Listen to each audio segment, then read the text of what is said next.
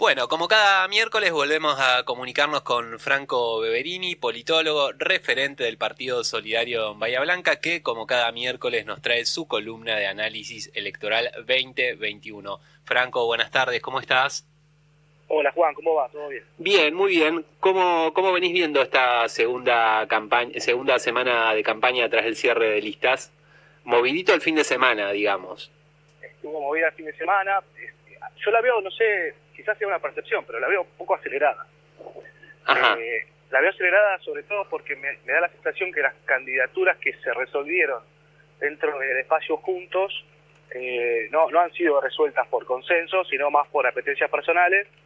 Y veo tensión porque la otra vez lo escuchaba a uno de los analistas políticos que suelo leer, que hablaba de votar diputados por 2 años. Es verdad, Santilli va a querer ser gobernador de la provincia, María Eugenia Vidal va a querer ser jefa de gobierno en 2 años, y Manes, bueno, finalmente si gana la interna seguramente va a querer ser candidato a presidente en el 23.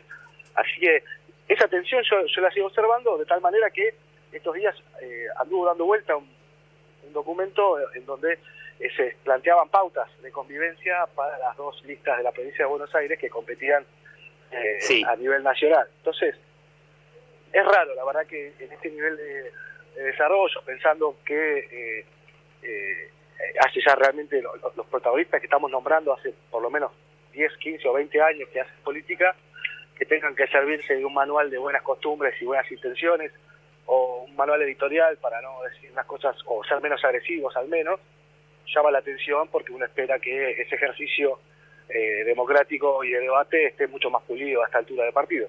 Así que yo veo eso, veo una aceleración en algún punto, veo muchas idas y vueltas, veo también un nuevo intento de estigmatización de construir a través de apalancarse en otras figuras, y bueno, lo que no veo es debate todavía no he visto planteos como por ejemplo la pregunta del millón, es cómo vamos a pagar la deuda, o cuánto tiempo vamos a tardar en pagar esta deuda interminable, que es una discusión, me parece que a esta altura de partido, si es que hay madurez, los que hoy por hoy detentan la oposición deberían al menos sentarse y conversarlo. Así que eso es lo que veo una aceleración, pero no veo todavía un debate real de los temas que preocupan. Sí, es cierto, no se han visto propuestas por parte de la oposición y en general uno escucha el llamado al voto aludiendo a la posibilidad de que el oficialismo tenga mayoría en ambas cámaras, como si fuera el fin del mundo eso. Y después, en relación a lo que decís de este código de convivencia, bueno, un poco extraño porque en general digamos, hay normas, uno estudia en sociología que hay normas escritas y otras no escritas. Hay algunas que no necesitamos tener escritas para respetarlas. Por ejemplo, en ningún lado dice que yo ahora no te puedo insultar, sin embargo, sería una locura que te insultara. Bueno, no es necesario escribirlo porque creo que todas las entendemos. Me parece que faltan esos consensos previos, no escritos, hacia adentro de Juntos. Sí, no solamente los consensos previos no escritos, que por supuesto que faltan, pero además lo que me parece que subyace ahí un temor, que es el temor de hablábamos alguna vez de las frases estridentes o las frases que buscan causar un impacto. Me parece que en esa búsqueda ya están llevando a lugares en donde esos consensos no escritos de los cuales vos hablás se empiezan a ver muy interpelados. Claro. Y la verdad es que, por ejemplo, ¿no?, en el caso puntual de lo que sucedió en Olivos, me parece que nosotros vamos construyendo además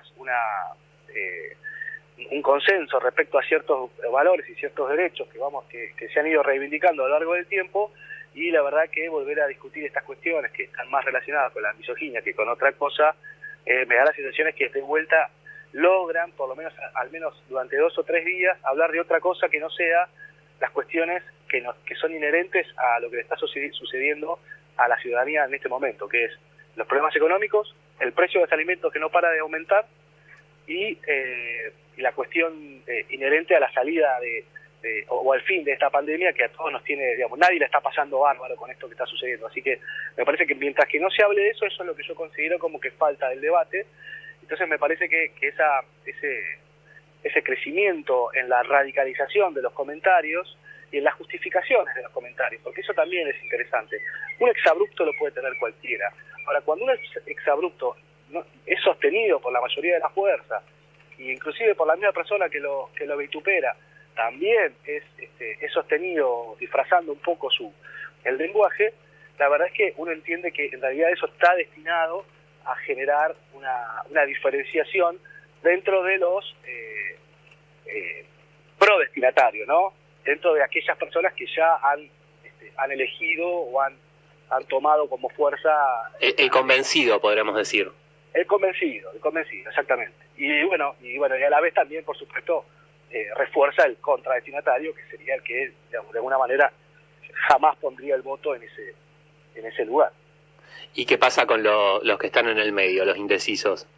Porque uno pensaría que, digamos, uno ve la estrategia de Larreta tiene que ver con la moderación, pero aparece Waldo Wolf, aparece Iglesias, aparece esta otra Ahmechet, y le dinamitan esa moderación al armado que tiene Vidal en este caso.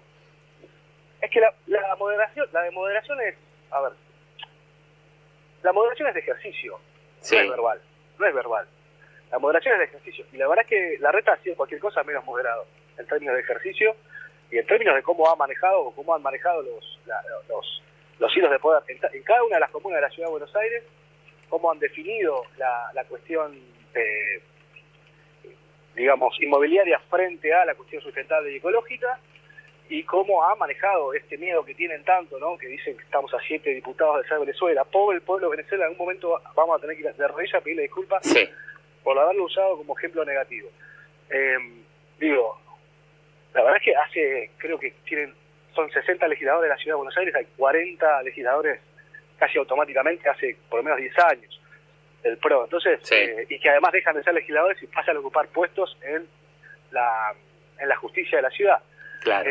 Me parece que la moderación tiene que ser más de ejercicio que verbal o de palabra. A la vez, a mí me parece que lo que hizo Iglesias, la contestación de Wolf, que parece una pasada de un programa que veía yo o que estaba al aire, no lo veía yo, pero estaba al aire cuando yo era joven, sí. se llamaba Rompeportones. Parece más un pase de humor entre dos personas, con ese tipo de humor que se hacía en esa época, y la verdad que yo creo que está planeado, está planificado, está determinado, está hecho para ser así, y está hecho para determinar esto que yo decía, ¿no? Que hablábamos antes, para reforzar los prodestinatarios. Hay que ver cómo le cae a esta tercera figura que venimos analizando, que vos lo llamás indecisos, pero que la ciencia política lo llama los paradestinatarios. Ajá. Que son aquellos que tienen alguna duda, ¿no? Que no tienen una creencia suficiente, pero que son permeables de ser persuadidos y son permeables de cambiar esa creencia. Ahí yo creo que este tipo de mensajes los aleja mucho más. Por eso digo otra cosa, y con esto cierro esta idea. Sí. Por eso digo otra cosa. Toda vez que el discurso de Juntos, pongámosle el nombre que le pongamos, Cambiemos, Juntos por el Cambio, lo que fuere, radicaliza de manera tan exagerada, burda y obsecuente con ese lugar. No nos olvidemos del tema de Malvinas, que también es un tema sí. que es un consenso, me parece, nacional, y que ha sido una política de Estado nacional durante todos estos años. Cada vez que lo hace es porque le dan malas encuestas. Sucedió antes de la elección de las PASO del 19, Elisa Carrió denunció que en la planta de Fanazul, en la ciudad de Azul, era el lugar de fabricaciones militares, era el lugar donde la cámpora se armaba. Sí. ¿Eso fue en 2019? Eso fue en 2019. Mirá. Con lo cual, cada vez, y bueno, después sabemos cuál fue el resultado de la PASO, después se achicó un poquito en las generales, pero fue apabullante. Digo, cada vez que radicalizan tanto es porque quieren sostener el duro, porque se está empezando a ir el duro. Y lo que pasa en Capital Federal es que hay un duro que se sentía representado por Patricia Bullrich y que ahora no se siente representado por Vidal, ni por Tetas, mucho menos. Con lo cual está virando y está creciendo la figura de López Murphy, que le genera un inconveniente. Lo mismo que sucede a nivel provincial, a la inversa, entre Manes y Santini. Claro, con la figura de Expert en este caso, que está por afuera encima. Exactamente. Y Franco, antes de pasar a otro tema, breve, te consulto. Por lo general estaba un poco instalada la idea de que, bueno, que el panorama político en la Argentina se divide entre dos fuerzas, o el 90% de los votos, por poner un margen. Pero también he escuchado decir que las elecciones no las ganan los partidos, sino los indecisos, ¿no? Para dónde van los indecisos define si gana, en este caso, macrismo o kirchnerismo. ¿Qué tanto hay de cierto en esto? Y esto en el marco de lo que vos hablabas de los paradestinatarios y cómo esta radicalización de los discursos buscando interpelar al votante duro del macrismo espanta a este paradestinatario. A mí me espanta de cualquiera de los grandes frentes políticos que hoy tenemos, porque si el Estado argentino o el gobierno argentino que va a plebiscitar su mandato ahora en la mitad de término no reconoce las dificultades que estamos atravesando, no reconoce los inconvenientes, no pone en palabras y explica cuáles son los diversos condicionamientos que ha heredado y que además se le ha sumado nada más y nada menos que una pandemia, que es un ejercicio que no habíamos hecho en ninguno de nosotros, también va a tener un inconveniente en llegar a ese público indeciso. Yo recuerdo, la elección del 2015 fue 38,5 a 37, ¿no? Era 1,5 puntos, 2 puntos de diferencia entre la fórmula de Scioli y la fórmula de Macri. Uh-huh. Con lo cual ahí tenés casi un 80% de electores. Yo creo que de ese 80% hay un 15, 16 que define el voto la última semana, los últimos 3 días. Y esa definición de voto, la última semana, los últimos 3 días, hace que exista siempre dentro del mensaje o el discurso político una parte, o dentro de la lista, alguien que se dirija, alguien que interpele, alguien que apele a ese paradestinatario, o como se dice normalmente, a ese indeciso, que es el que puede llegar a, según qué cosas sucedan, puede dar vuelta la elección. Recordad que en el 2015, sí, a una semana antes, y cierro, a una semana antes de las elecciones, de las PASO para la candidatura de gobernador o gobernadora de la provincia de Buenos Aires, sale lo de la efedrina y lo de la Morsa, Aníbal Fernández. Sí. Y termina partiendo ahí nomás en la provincia, digamos. También eso también está pensado para que impacte en ese grupo de indecisos, que alguno que estaba pensando, bueno, mirá, a mí me gusta cómo gestiona, bueno, finalmente con esa noticia que se suma, ¿no?, al prejuicio. Claro. Sí, sin lugar a dudas, lo que decís es bastante evidente. Franco, nos quedan 3 minutitos, así que te quería consultar por un tema que surgió hoy, que es este